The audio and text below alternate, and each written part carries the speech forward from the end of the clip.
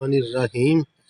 بخاری و مسلم کی ایک حدیث ہے جس کا مفہوم کچھ یوں ہے کہ حضرت اسامہ بن زید روایت کرتے ہیں کہ رسول اللہ صلی اللہ علیہ وآلہ وسلم نے فرمایا، ایک آدمی قیامت کے دن لایا جائے گا اور آگ میں پھینک دیا جائے گا اور اس کی اندڑیاں آگ میں نکل پڑیں گی، اور وہ اپنی اندڑیوں کو آگ میں اس طرح لیے پھرے گا جیسے گدھا اپنی چکی میں پھرتا ہے۔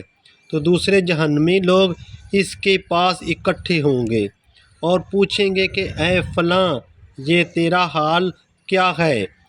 کیا تم دنیا میں ہمیں نیکیوں کی تلقین نہیں کرتے تھے، اور کیا تم ہمیں برائیوں سے نہیں روکتے تھے؟ ایسے نیکی کے کام کرنے کے باوجود تم یہاں کیسے آ گئے؟